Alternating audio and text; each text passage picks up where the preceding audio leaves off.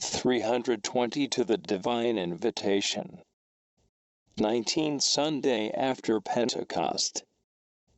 Presence of God. O my God, give me the sovereign grace to respond to all your invitations with generosity. Meditation. 1. Today's Gospel, MT 22, 1-14, outlines the sad story, so true even today, of human ingratitude which rejects God's mercy, and is indifferent to His gifts and invitations. The kingdom of heaven is likened to a king, who made a marriage for his son, and he sent his servants to call them that were invited to the marriage, and they would not come. The King is God the Father. The Son is the eternal Word, who, becoming incarnate, espoused human nature in order to redeem and sanctify it. God invites all men to the great banquet of the divine nuptials at which they will find their salvation, but submerged in the materialism of earthly things, they reject the invitation and the messengers.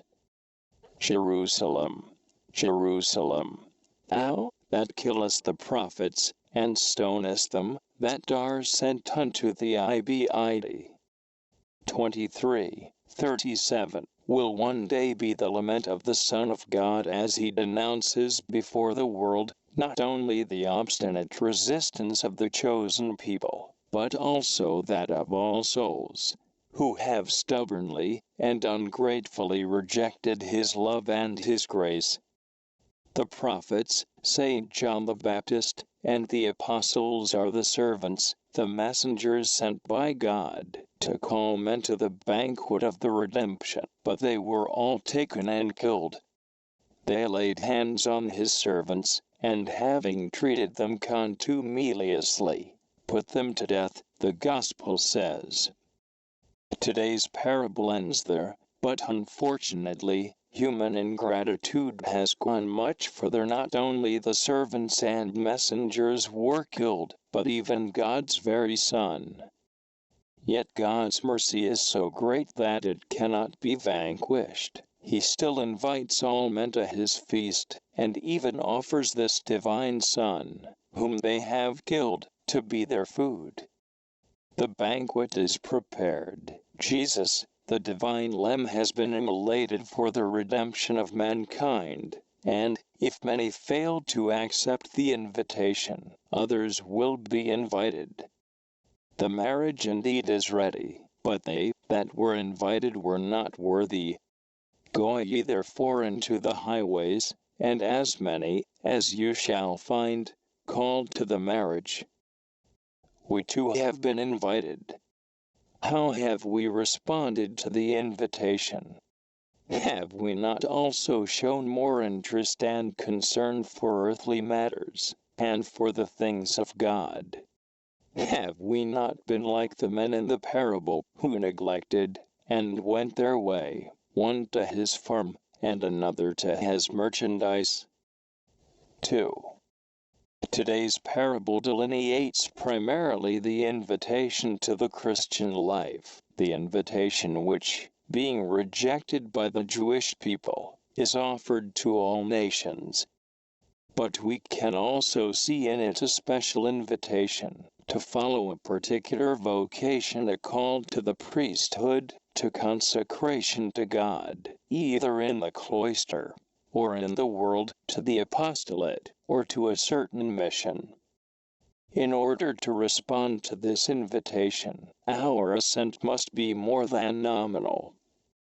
It must involve the sincere and profound commitment of our whole soul. The parable tells us of one man who did not refuse the invitation, but who accepted it in an unworthy manner, appearing at the marriage feast without the wedding garment. This is a figure of those who respond to our Lord's invitation in a material way only, without embracing it heart and soul, and without striving, by their works, to live in a manner worthy of their vocation. Such souls seriously endanger their salvation, for God will not be mocked. He cannot be deceived by appearances. No uniform or external decorations can conceal from him the true state of a soul. More clearly than looking in the parable, he takes note of those who are not clothed in a nuptial garment, that is, in the robe of grace and virtue befitting their vocation.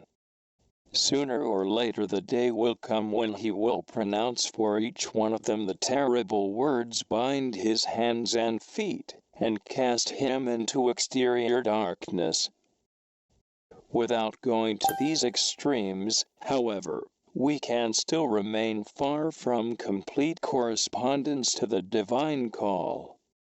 It is well to remember that the problem of corresponding to a vocation is not one that can be resolved once and for all on the day that we embrace a particular state of life. It is a question that arises every day, because each day our vocation calls for a new response, a fresh adherence adapted to the circumstances and grace of the moment.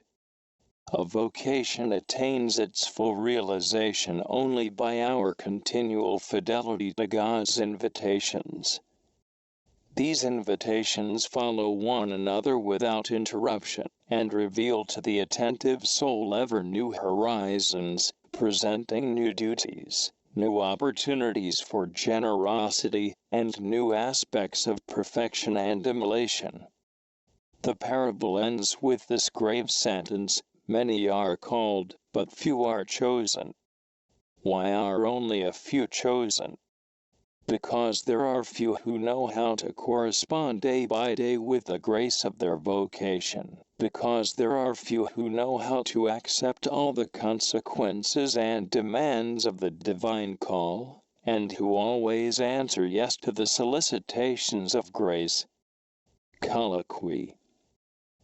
O Lord, this is what you say to my soul: why are you so far away from me, detained by useless pursuits?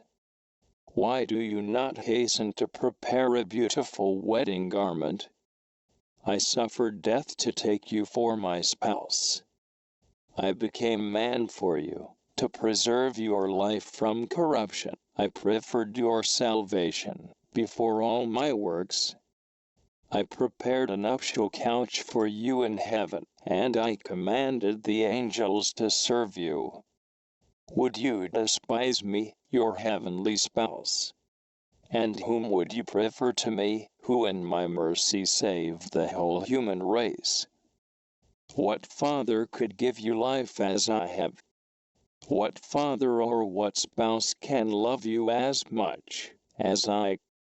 O my God, what shall I answer you? Pardon me, save me, O patient, long-suffering Lord. Save me, O Christ, Son of God, who alone are without sin. Grant that my heart may have no desire but to respond to your invitations, and that with the help of your grace, I may always do your will, and be prompt and willing to carry out your orders, so that, with the talents I have received from you, I may be able to trade and acquire the good things of your kingdom. Grant that I may praise you trustfully, and tell you joyfully when I see you: I am blessed because you have come to clothe me with the worthy nuptial garment which your grace has purchased for me. I shall light the lamp, O Christ, given to me by your grace and bounty. I shall meet you joyfully, blessing, praising, and glorifying you, O my immortal spouse Saint Ephraim.